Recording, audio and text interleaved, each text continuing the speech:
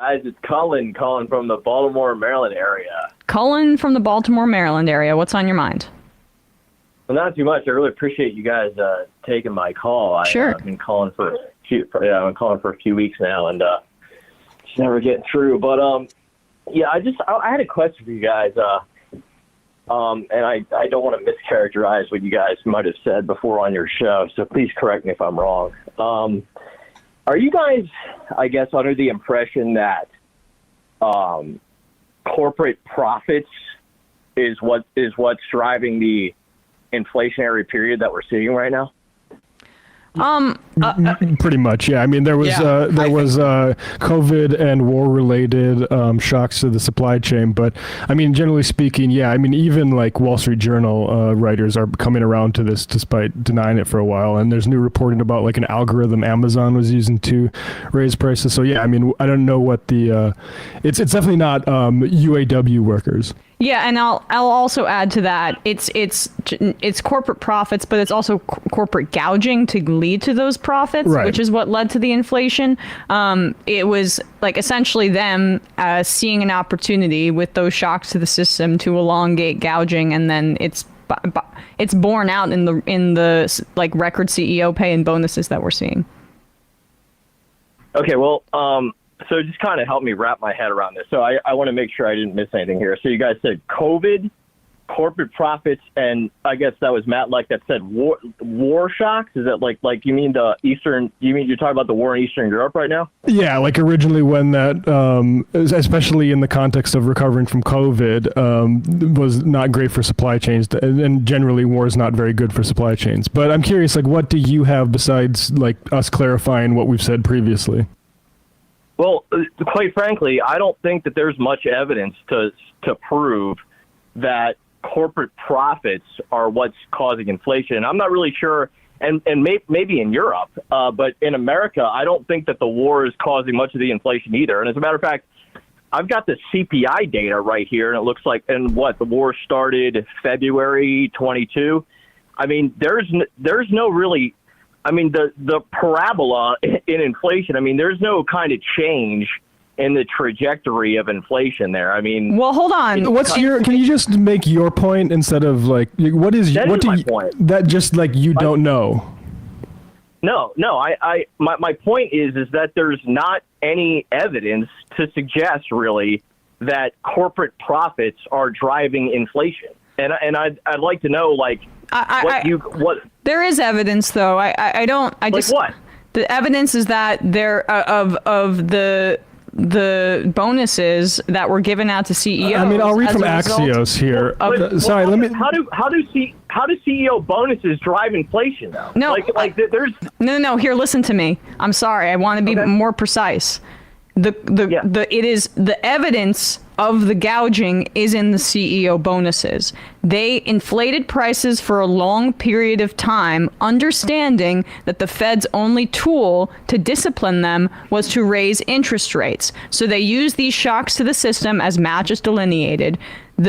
Russia's invasion of Ukraine, which disrupted supply chains for a period of time, including grain supply, and the prolonged supply chain issues from the pandemic, blamed it on those and used a longer period of time to raise prices and gouge people to take it for themselves, and then blamed it on inflationary issues and wages and things like handing out of money during COVID so people could survive, when there is no empirical data to back that. Empirical data to back what? To back the claim that wages or the money that was handed out drove inflation. Now, Matt, read from Axios. Yeah, this is from Axios. This is from how long ago? This is from back in May. The idea that profits drove our current bout of inflation surfaced in the last few years among progressive economists and lawmakers, but was waved away by more mainstream types, maybe that's you, as a conspiracy theory. That changed earlier this year in a speech. It's a conspiracy theory. Oh, okay. All right. Well, look. No, I'm not done reading. Sorry, like, don't interrupt because you wanted. I guess this is just clarifying our positions. Go ahead. In a speech in January, then Fed Vice Chair Lael Brainerd said that wages weren't the main driver of inflation, pointing to a price spiral where companies mark up prices far higher than increases in their input costs. In March, the chief economist. Sorry, are you just denying this? Like, Here, I have an example of that. If you want that, here's from the LA Times on Tyson. I don't want examples. I don't want anecdotes. I want your data. Like what's the well, then listen to Matt. Okay, here's the data. Matt. This is using Tyson, the chicken company. Tyson was able to fatten its profit margins through price increases that more than compensated for lower sales volumes that happened during the pandemic.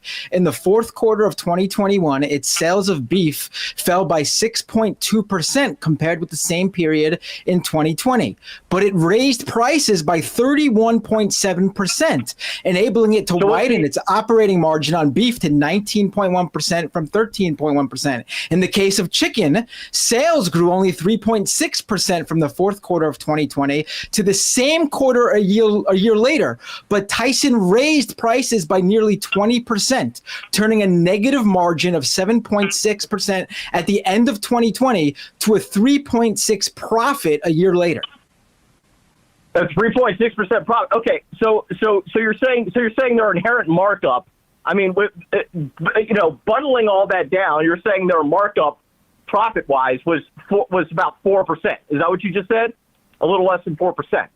Is that right? From a negative, though, you're acting like they just added 4%. They were in the negative 7.6%, a negative margin. And so if you had let Matt finish, this Axios article says, in earnings conference calls last year especially, executives spoke in corporate lingo about consumers accepting such price increases. The previous bullet point says, with so much there's a hyperlink. Go look the Axios article up, and then you'll be able to get this data for yourself.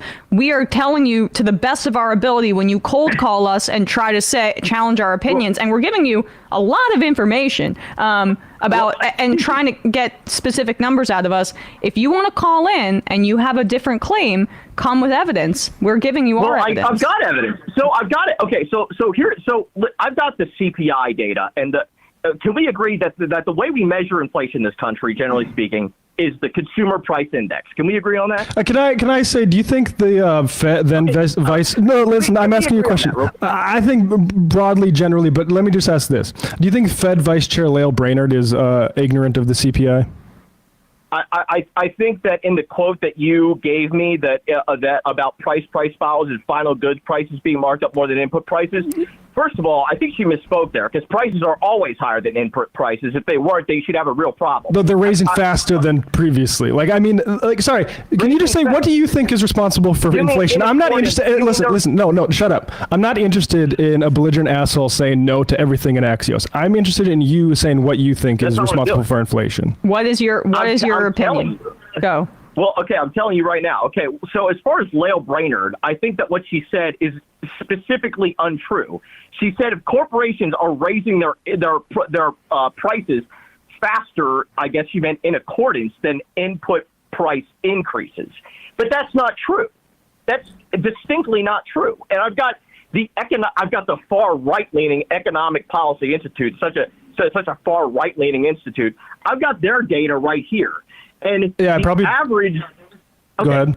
The average non-labor input cost from 40 years of economic activity preceding the pandemic was about 27 cents on the dollar.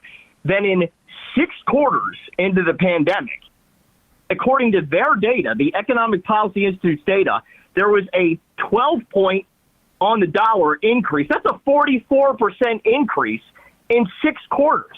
I've got the CPI, and when they did that study, I mean, from 2020 Q2 to 2021 Q4, I mean, I've got that data right here. I mean, in Q4 2021.